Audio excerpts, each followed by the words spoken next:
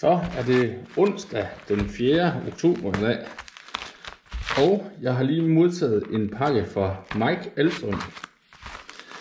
Han spørger, om jeg ikke vil prøve dem her for ham. Og nu er der jo Sea Trout Open her om et par dage, så jeg tænkte, det vil jeg gerne. Nu må se, hvad han har sendt mig her.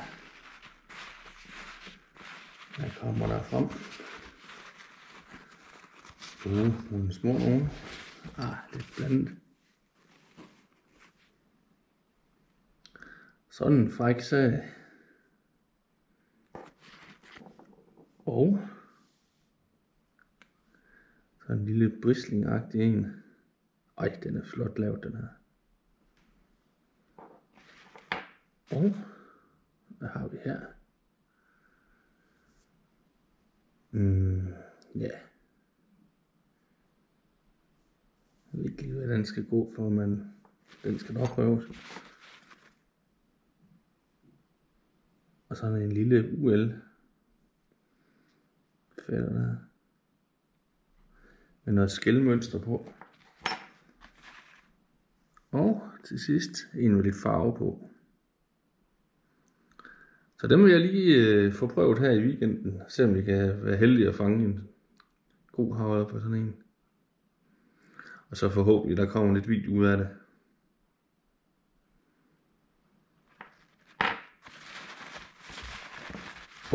Jo, der er vist en mere. Jo, lige her til allersidst.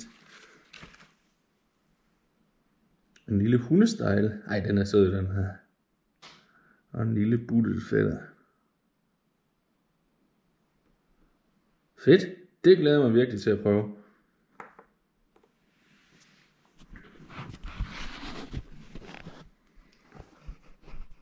Så kan det bare godt blive fredag med det samme. God morgen. Så er vi til Sea Trout Open. Og hvad skal der så? Så skal der fiskes med arm og ben. Med arm og ben? Ja. Ja. Hvad har du for enden af linen? Må se. Et bombardeflåde som så vanligt. Stop lige. Stop. Hvad er det for en flue? Jamen det er en Brenda. En Brenda? For en gang skyld. Og jeg starter ud med en lille wobbler for Mike Elstrøm. Så må vi se, om det kan give noget i dag. Det er jo i dag, vi skal være gode, Søren. Ja. Så kommer ballerne. Vi tager os sammen.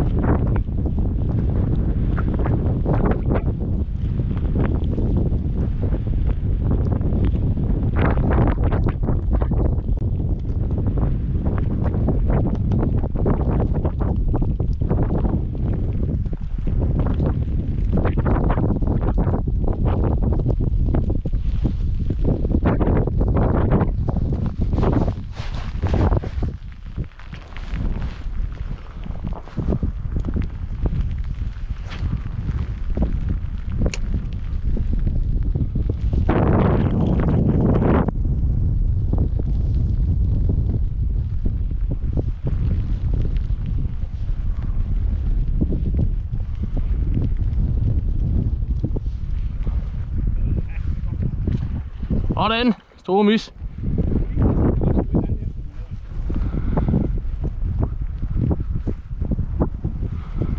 Stærkt.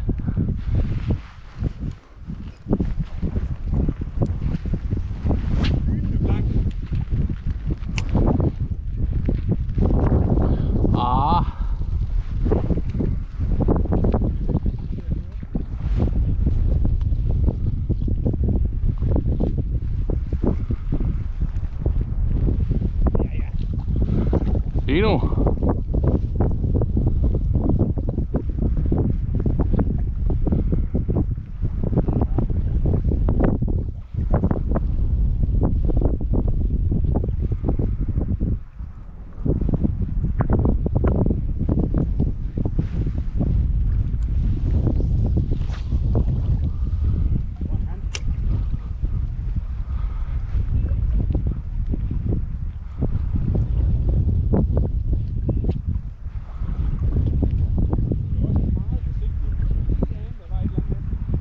Ja.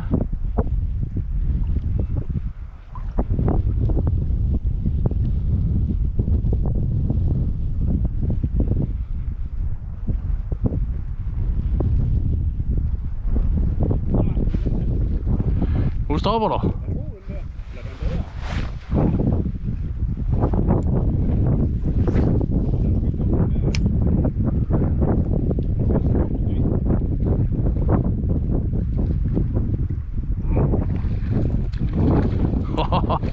Det er da en god start. Det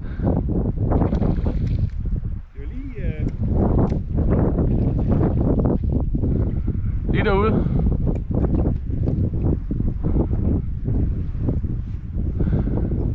Ja, det kan godt ske, at jeg skal have en lille en på.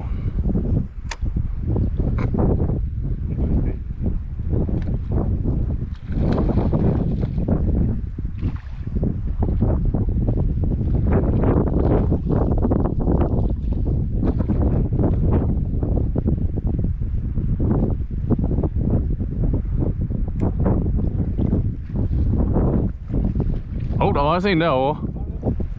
Hvor fanden var lige en i overfladen derhen? Det er fandme en fin fisk, hva'? Ja, for satan. Øj, der var hug der. Nej, kom nu. Ja!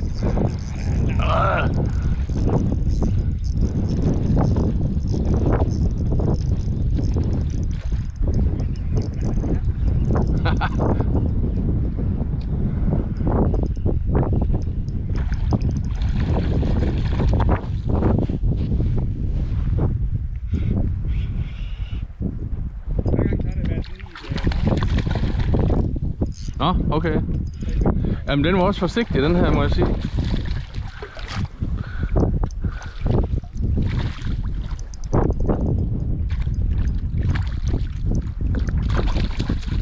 Og lige omkring målet.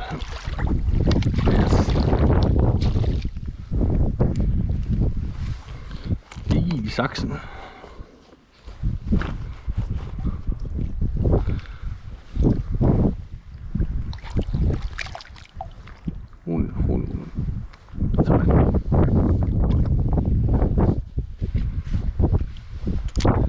Så er vi i gang. Det var dejligt at lige få et lille hug. Jeg havde også lidt en dårlig red på sidste dag. Et hvad? Det var ikke meget, jeg fangede. Nå, nej.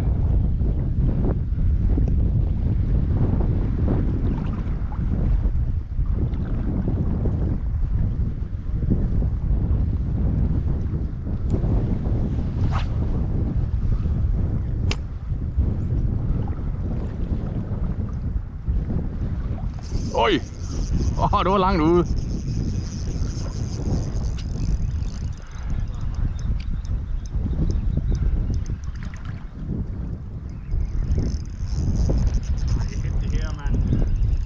Det er fedt, når der er gang i den lige det samme, hva'? Det er gode fisk. Ja. Ej, det er også sådan en målsfisk, tænker jeg. Og se, nu følger den bare med.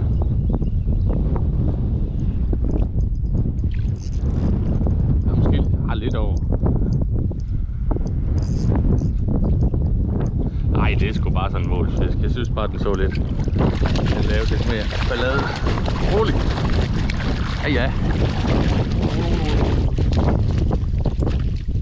Men de kan jo, eller de er stærke her om efteråret, ikke?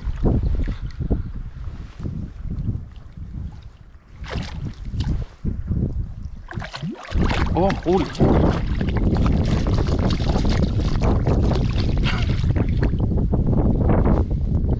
Vil du lige slappe af, når du er til tandlægen her?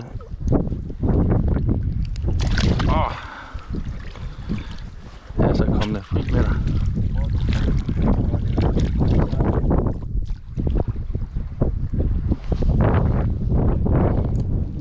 Det gør du bare.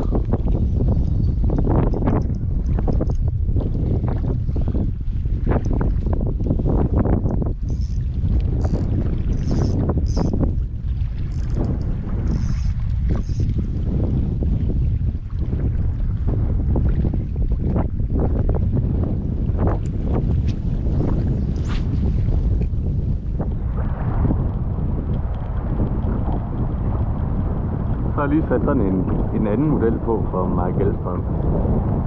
Så må vi se, om den kan fange en fisk.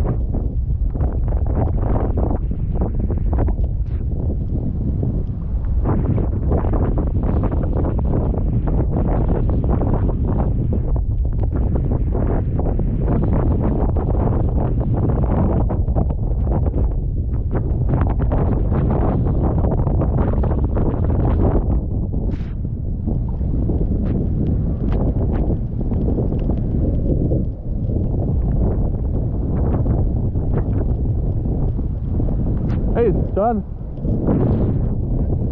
Der var lige en. Den er ikke så stor.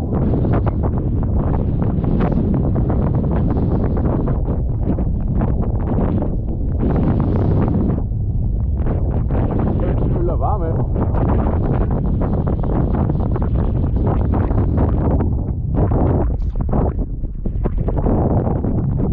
Det vil godt have den bøtte her.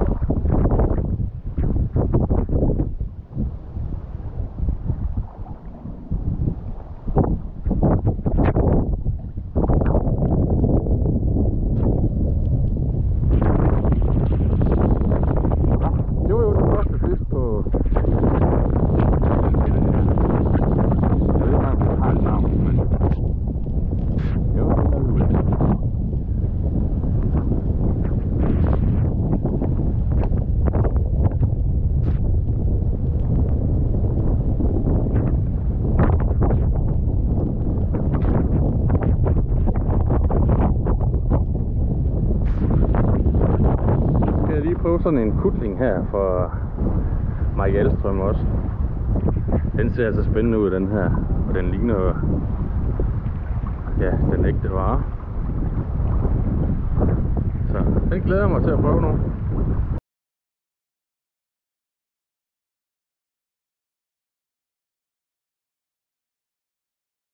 Ja.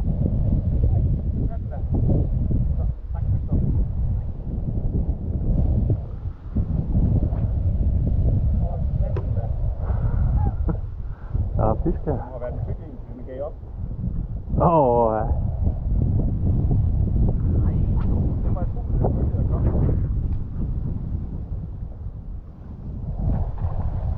Jamen for helvede!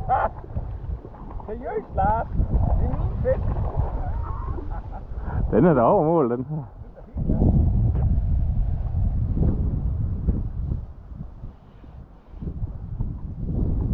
Ja, det er rigtig fin, den der.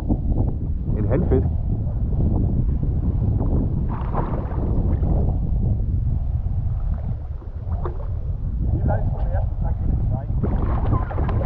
Du vil jo ikke, så må jeg jo. Men prøv at høre. Og her. Hvis du nu kan få forsølvet sådan en flue der, så bare se.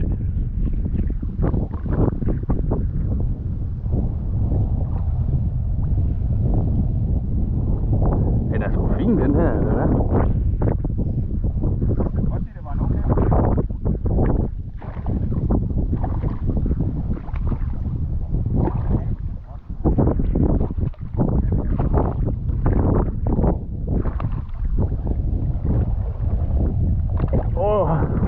Det kunne den ikke lide. Det er irriterende, at jeg ikke har det net med. For helvede, Søren.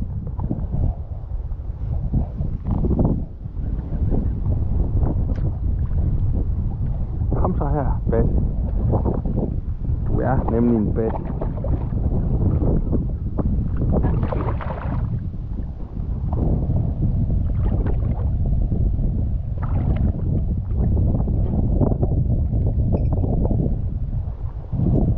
Prøv at se her sådan.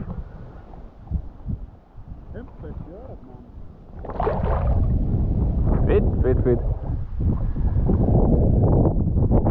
Det var fint, den der.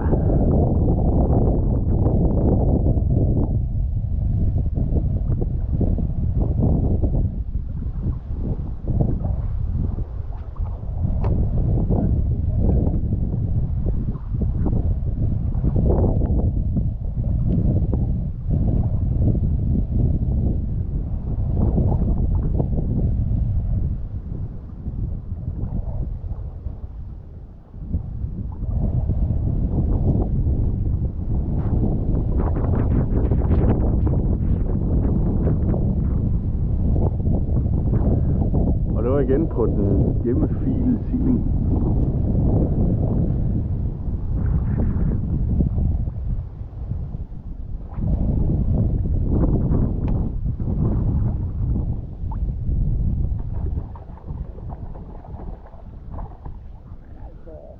Ja, det er sådan en målsfisk det her. Måske lidt over.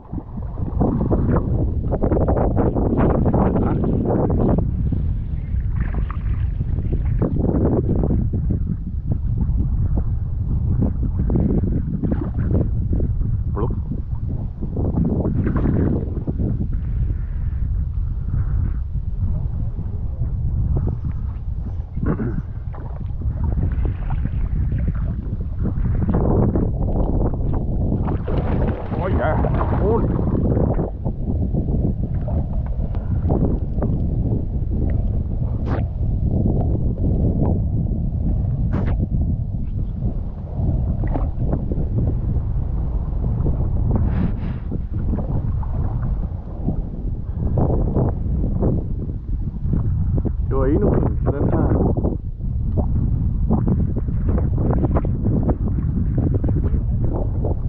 Hvad?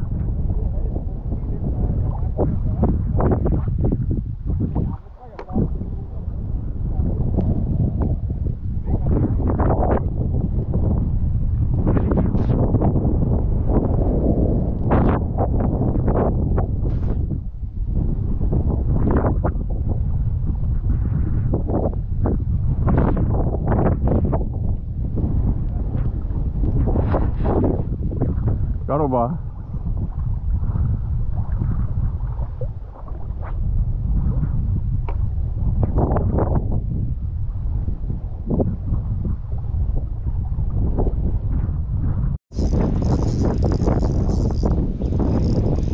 Ej, nu er du virkelig så under om den vandplante. Nej, den kom fri der.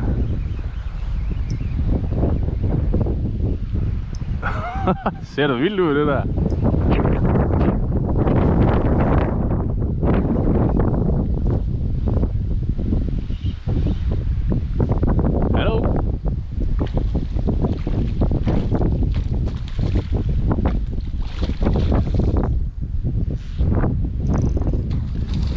God fisk der, Søren.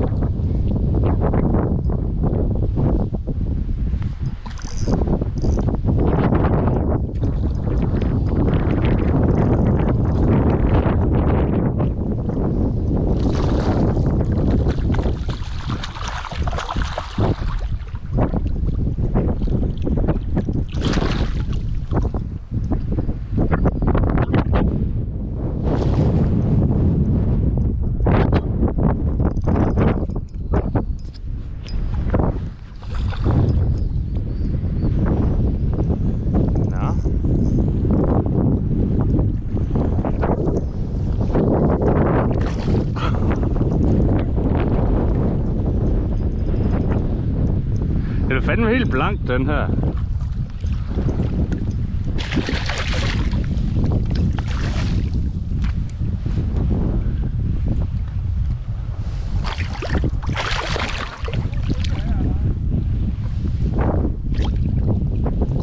Kæft, det er da flot, den her.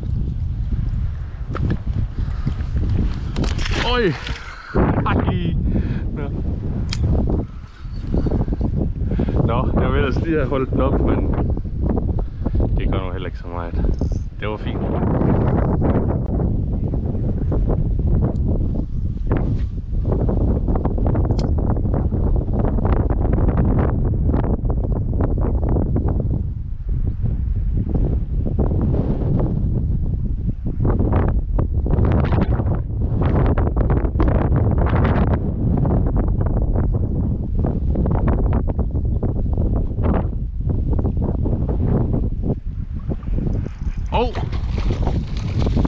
Søren!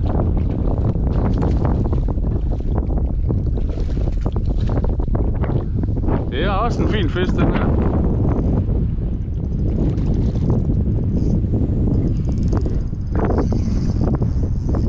Ej! Der var den af. Ja.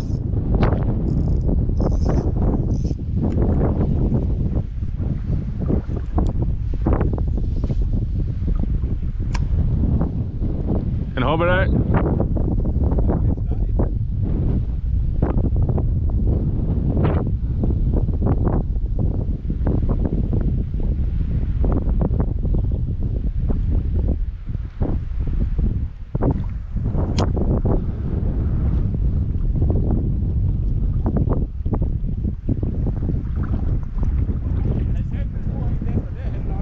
Ja.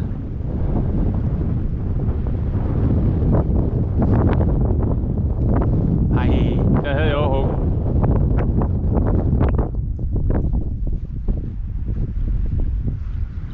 Eller er det bare den der?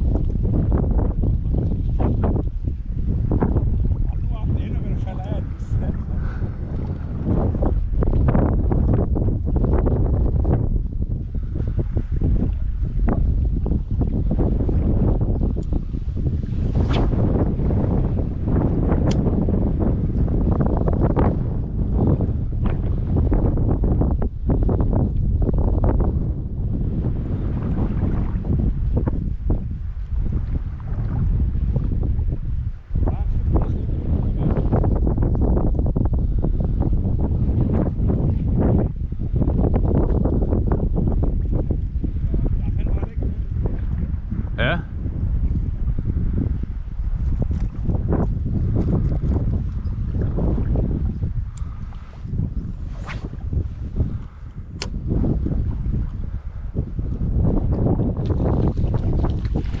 Ej, der hopper den af.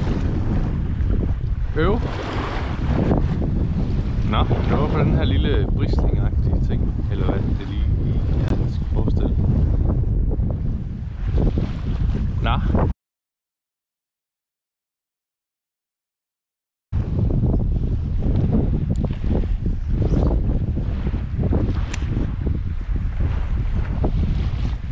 Jeg kunne godt lige mærke, at den gik og nappede lidt forsigtigt. Ligesom den. Jeg tror, de svømmer hen til den og så ligesom skubber til den.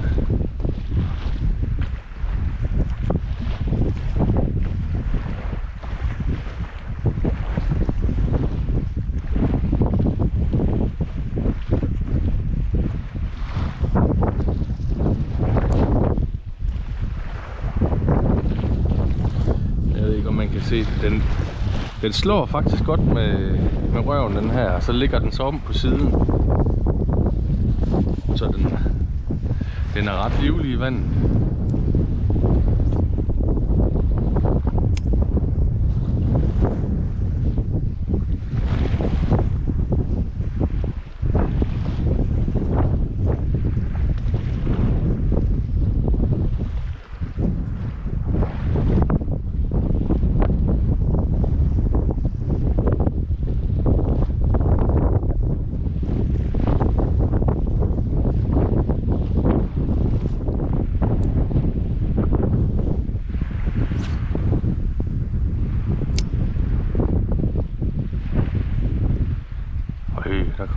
fint, hva'?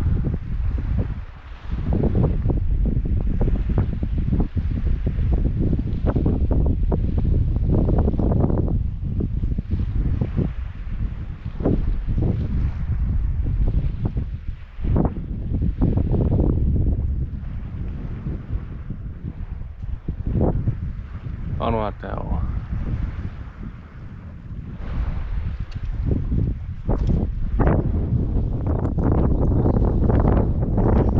Nå, så var der lige en bitte en.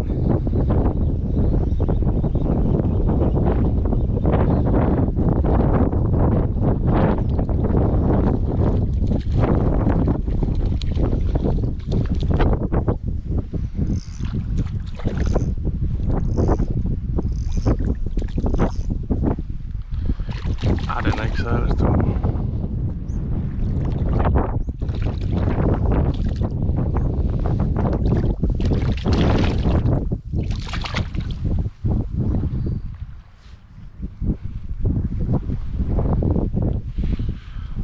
Sådan. Den virker, den her.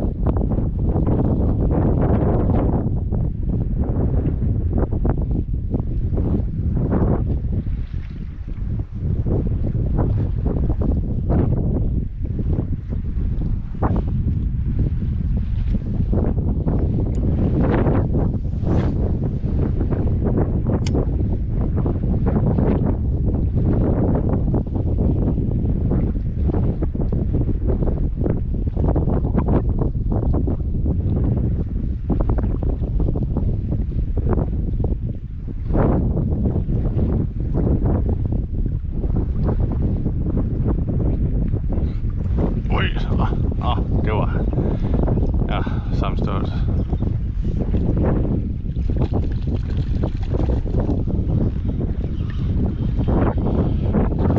Der er mange af dem her de små fisk her i efteråret. Vi skal bare skynde os at holde den er bitte, den her.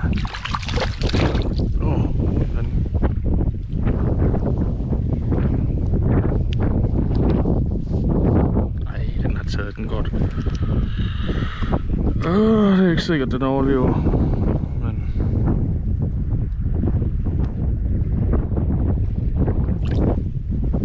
jeg håber.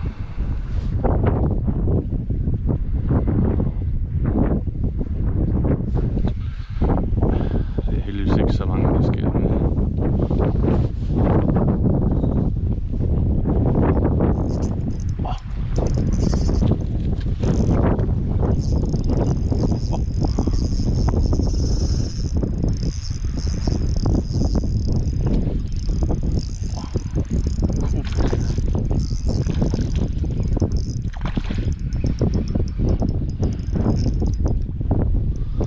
Der er endelig en med det størrelse på. Den er god stand. Det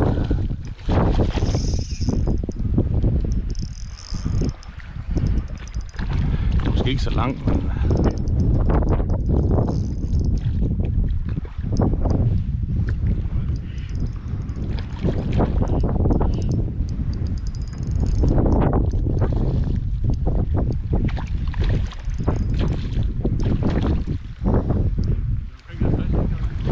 sådan noget der.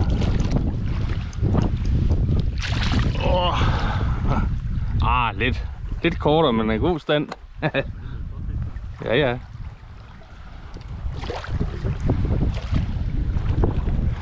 Det var sgu lang tid om i dag at få fat i sådan en.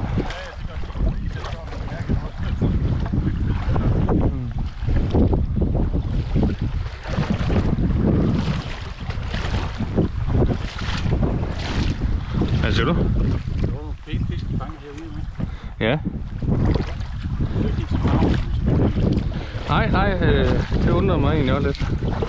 Den der han fik derovre også, det var godt nok helt... undskyld. Hold ud for det. Ja, det må du meget gerne. Jeg stopper lige det. Ja, nu var der lige en.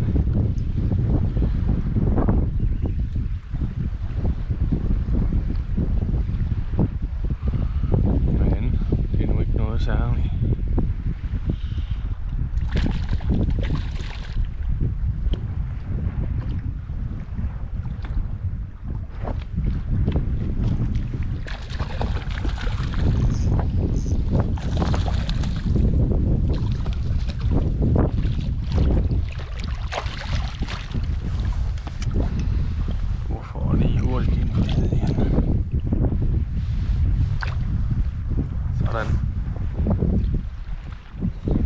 Lige inden der havde jeg set en på herhen.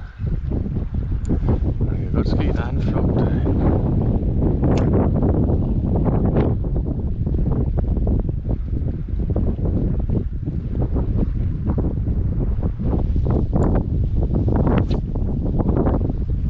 Kommer nok ikke igen. Hvor må jeg finde den? Nu er det så godt hug.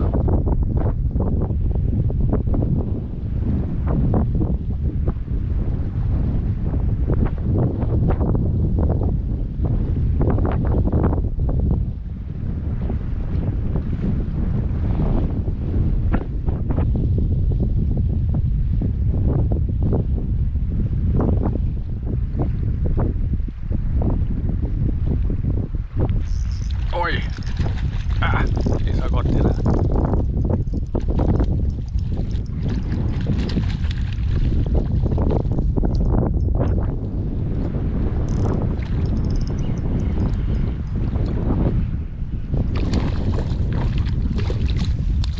Ui!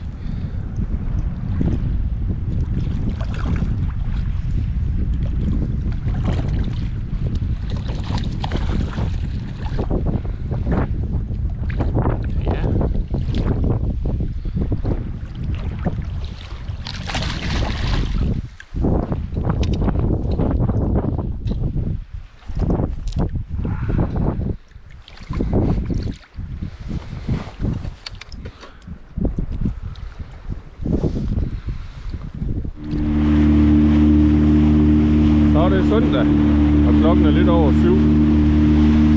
Men vi har ikke givet op endnu. Vi er på vej over til Linderum, for at se om vi ikke lige kunne få en, der er med lidt størrelse på.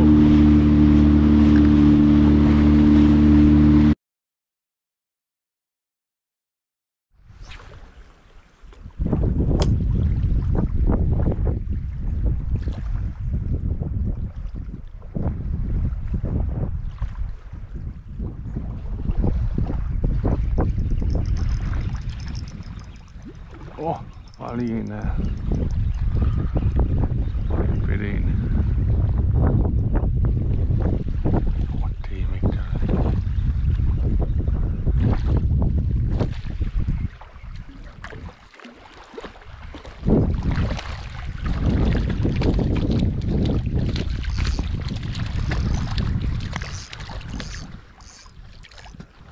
Kom her, lille venner.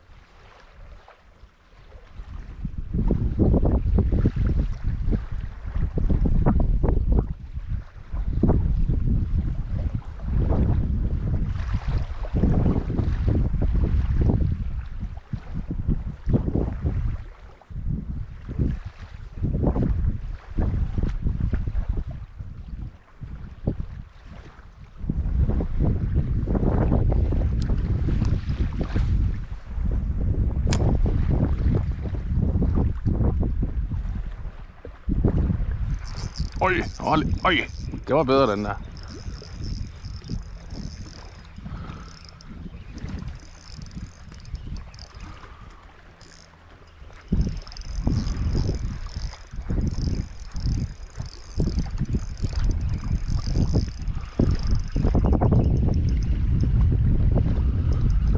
Jeg tror den har lidt snaller med og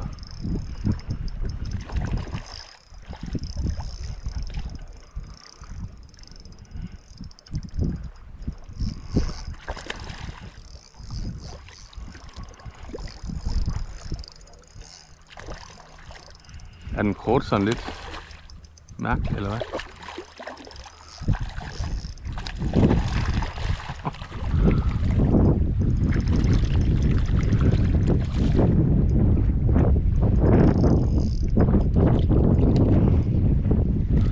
Nej, den sidder vist i munden.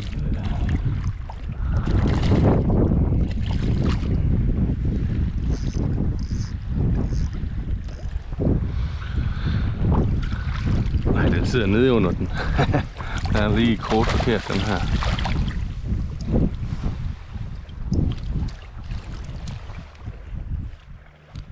Hvad fanden sker der det?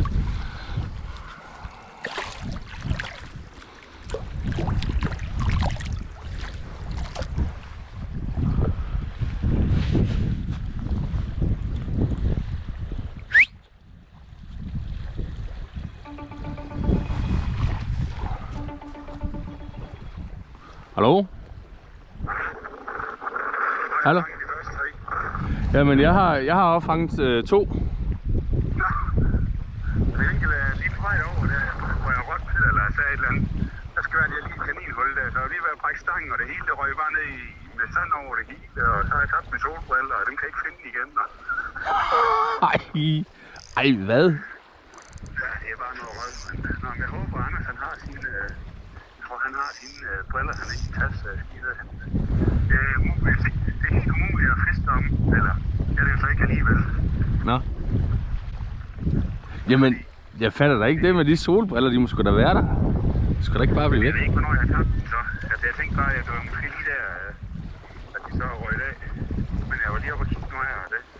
Jeg opdagede det første, at jeg skulle tage solbriller på. Ved du hvad, jeg kigger lige på et billede. Jeg tog jo et billede af dig, dengang vi sejlede i båden. Skal jeg lige prøve at kigge, om de var på der? Jeg har fundet andre snusser. Ja, men alligevel. Du har, på vej derover, der har du solbrillerne i hatten. Så du har tabt dem et eller andet sted. Ja.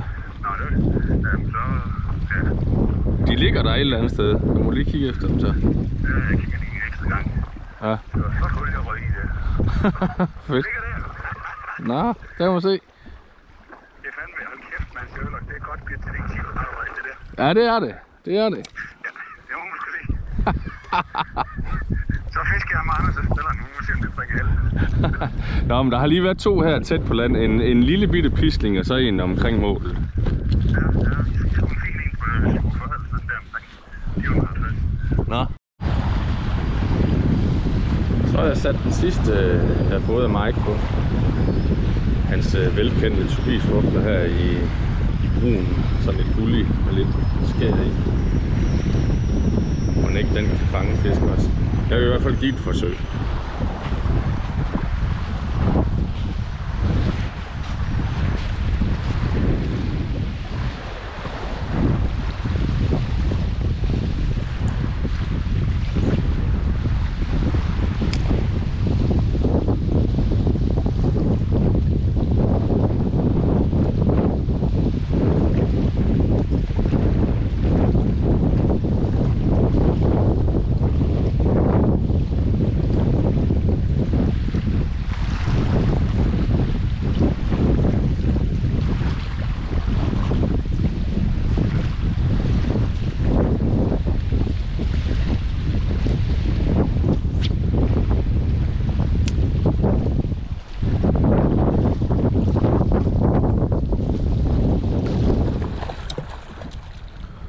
En plasker.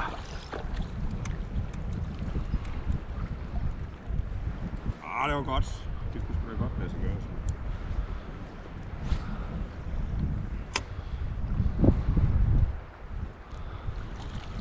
Upti.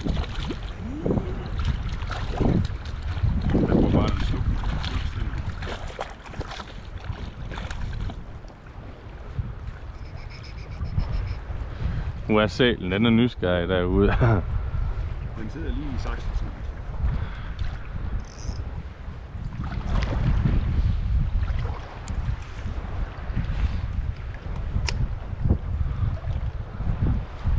Prøv at se sælen nu. Hvad laver du? Det er min mad, du.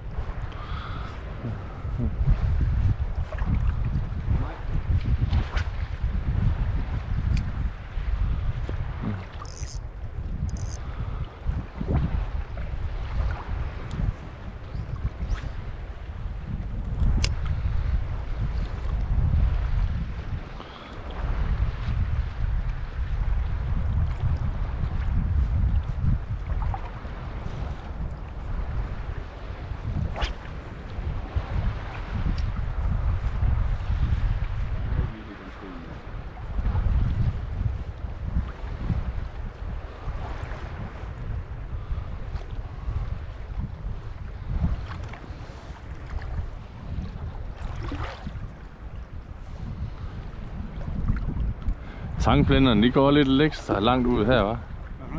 Tangplænderne her.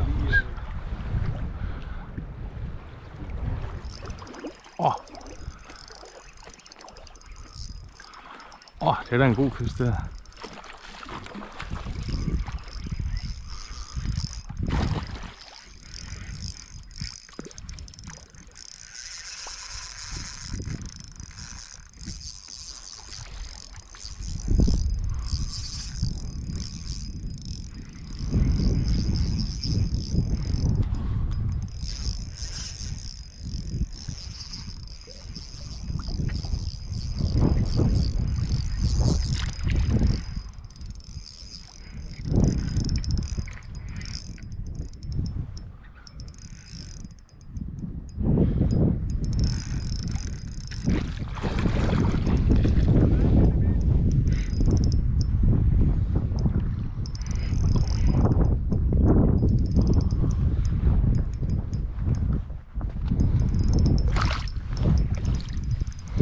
Den er god, den her.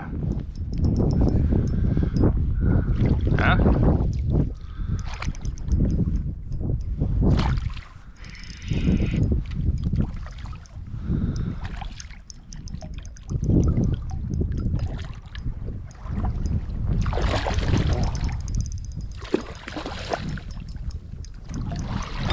Oj. Ja. Det er det med turens største, det her. Kom lige her og kig.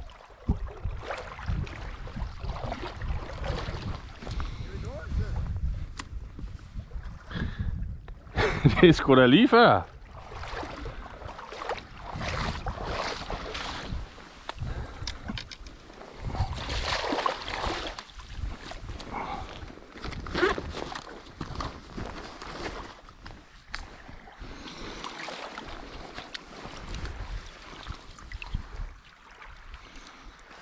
Det er kraftedeme ikke. Det er sjovt, at man kunne trække så meget ind.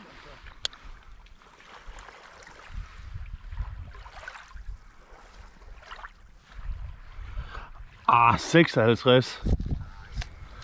Ej. Ah. Det var sgu da tæt ud.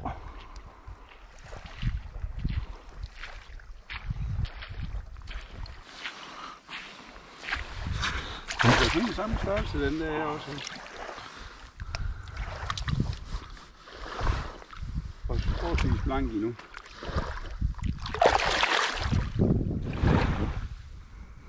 Hvor smutter den sgu da dernede i, gør den ikke? Jo, jo.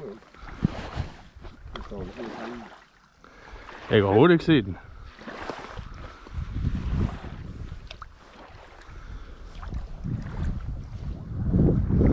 Kan du se den, eller hvad? Nej. Jeg tænkte bare, om den ikke skulle ud. Hvorhen? Nå, der var den. Den sus ud af der. De gode. Den vil jeg. Ja. Det var lige det. Det var sgu da godt. Jeg tænkte, nu skulle jeg lige prøve noget andet. Den wobbler der, den havde jeg ikke fanget noget længe. Nej, hvad så du på så? Jeg satte jeg en snorebasse på i sølv.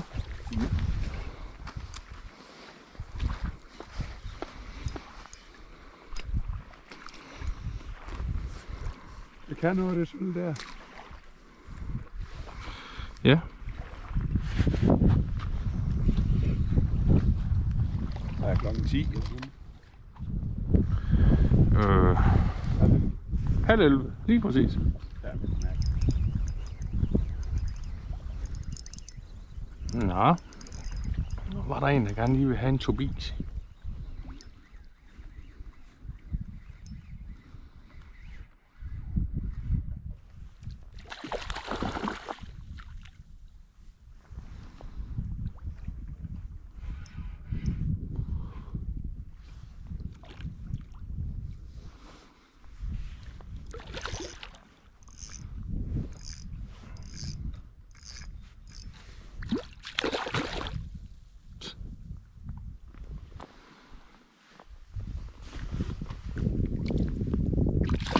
Ja, rolig. Rolig.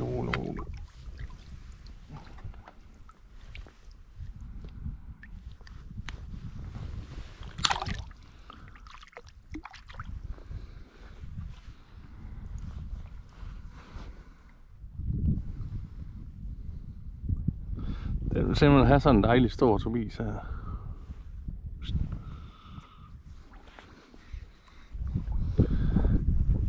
Det var da dejligt.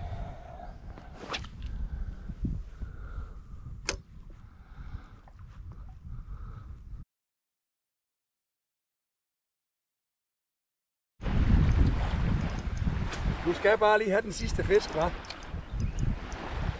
Nu skal du passe på, at du ikke lige ryger hen over mig.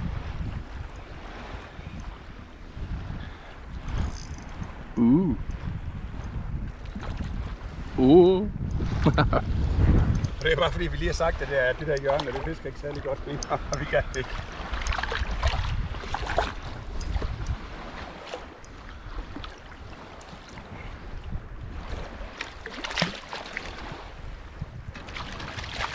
Nå, du vil lige smage på sådan en Tobias fra Mike. Det smager også godt.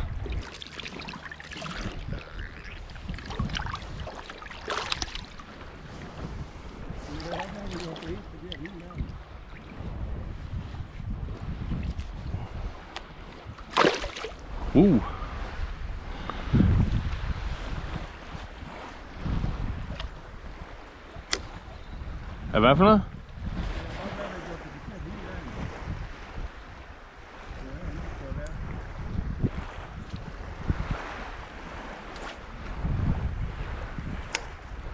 Jeg tror nu de trækker rundt sådan.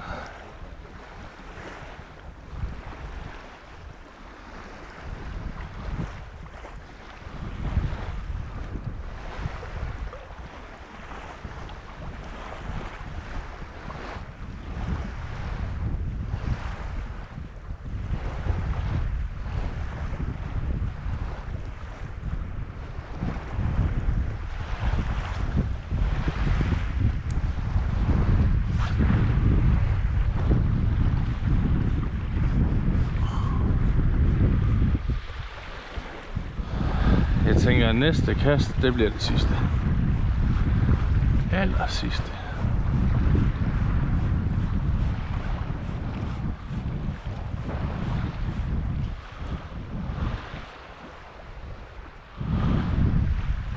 Sidste kast.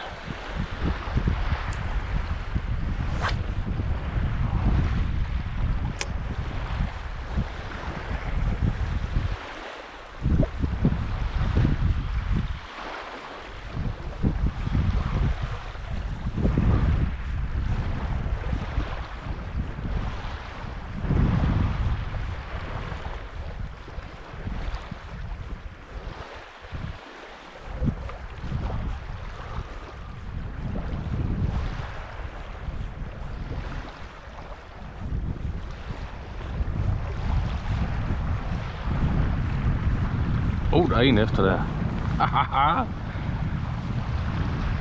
Så kan man jo ikke kalde det sidste kast, når man har en følger.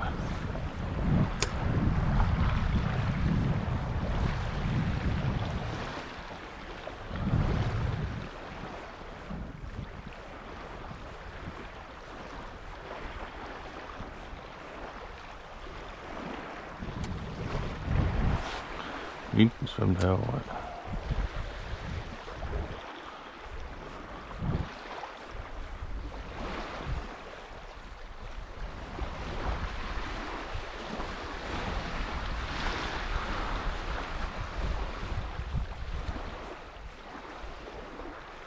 Nå, så bliver det sidste kast nu. Eller sidste kast.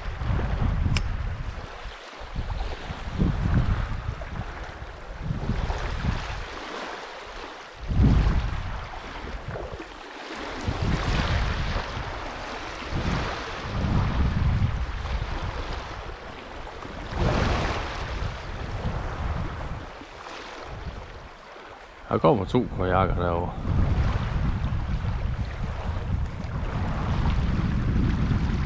Slut for dette års STO.